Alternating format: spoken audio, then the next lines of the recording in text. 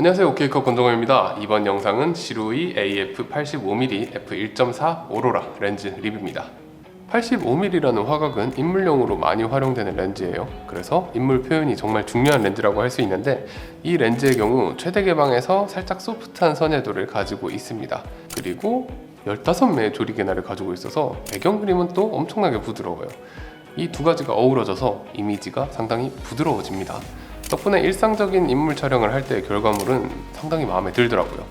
다만 AF 따라가는 속도가 조금 늦어서 돌아다니는 아이를 찍어줄 때는 포커스 성공률이 높지 않더라고요. 그래서 정적인 인물 촬영 위주로 많이 활용해야 했습니다. 그리고 또 85mm라는 화각이 망원 풍경이나 스냅을 좋아하시는 분들은 스냅용으로 쓰기에도 나쁘지 않죠. 특히나 이렇게 작고 가벼운 렌즈라면 더더욱 좋고요. 그리고 최대 개방에서 살짝 소프트하다고 말씀드렸는데, 조리개를 살짝 조이면 선회도 측면에서도 나쁘지가 않아서 스냅이나 풍경에서도 충분히 좋은 이미지를 뽑아줍니다. 무게는 제가 받은 소니 마운트의 경우 540g 정도로 상당히 가벼운 렌즈입니다. 크기도 10cm 정도고 필터 구경도 역시 67mm라서 85.4 렌즈라는 것을 감안했을 때 정말 작고 가벼운 피지컬을 가지고 있어요.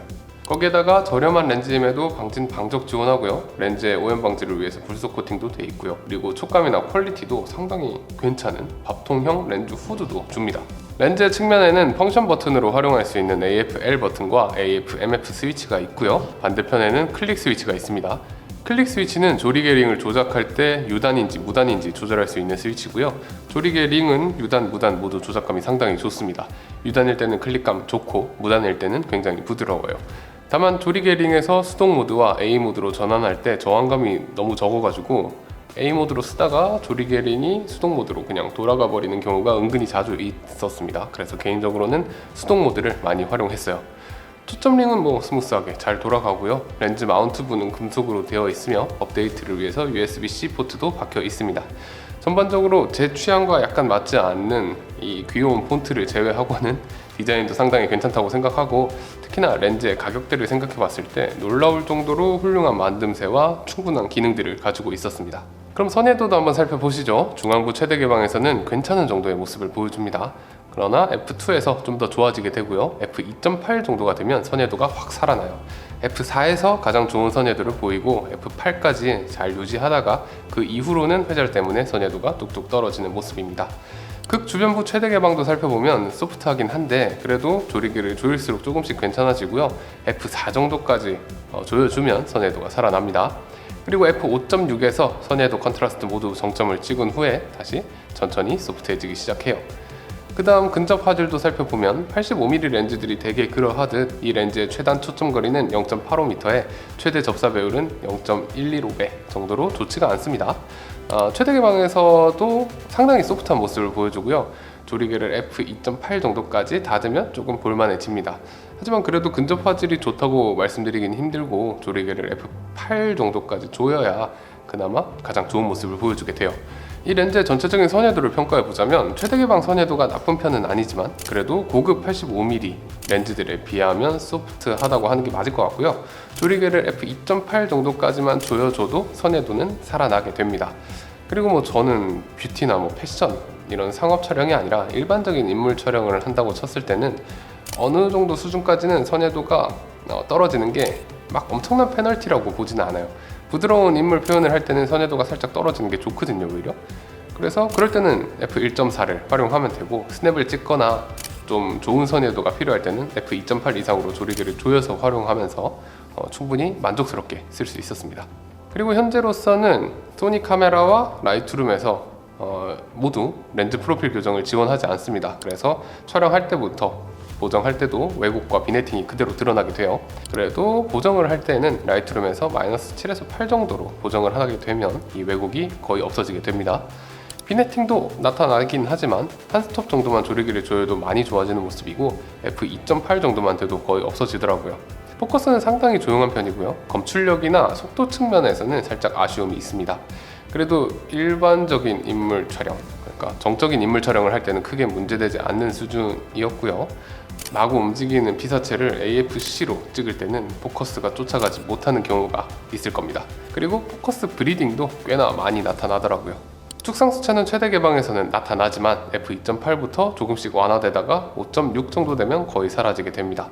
85mm f1.4 렌즈라는 것을 감안하면 축상수차는 나쁘지 않은 편이었는데 특이할 만한 부분은 이 테스트에서 보시다시피 조리개에 따라서 포커스 시프트가 상당히 심하다는 거예요. 제가 그냥 MF로 놓고 조리개의 수치만 바꿔가면서 촬영을 했는데 포커스가 굉장히 많이 바뀌는 걸 보실 수 있어요.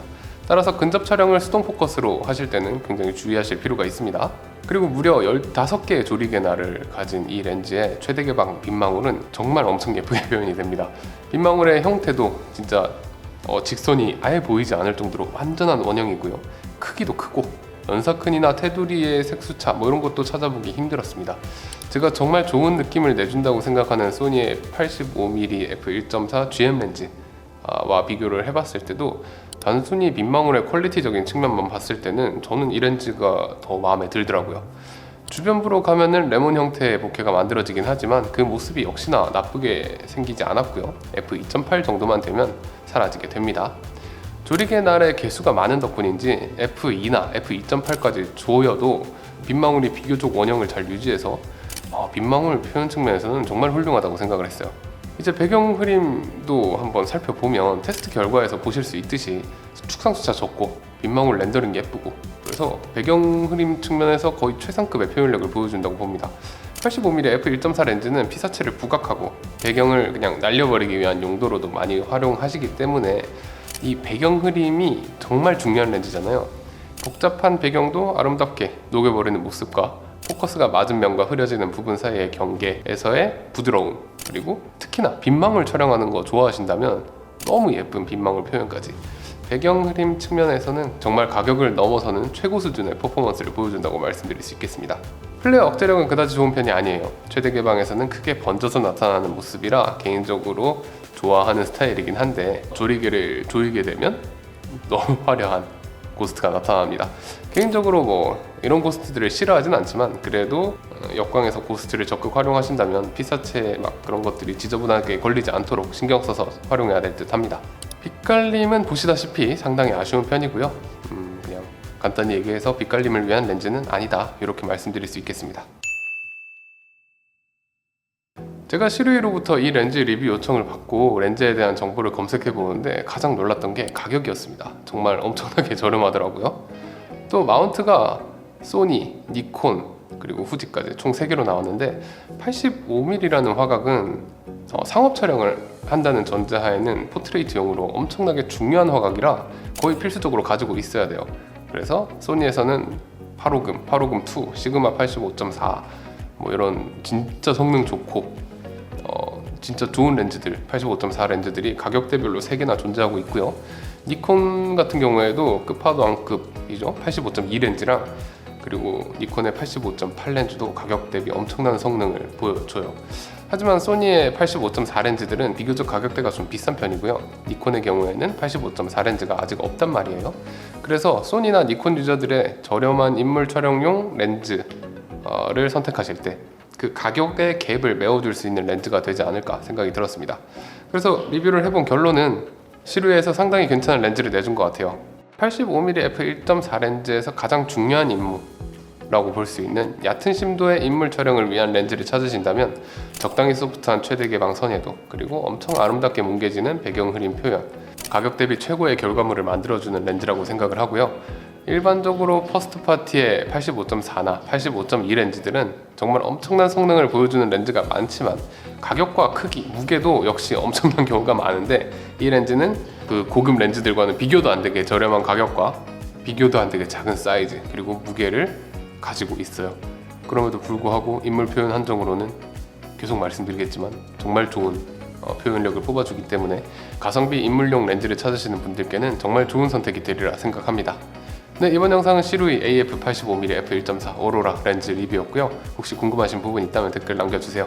구독과 좋아요는 영상 제작에 큰 힘이 됩니다. 그럼 지금까지 오케이컷 권정호였습니다. 감사합니다.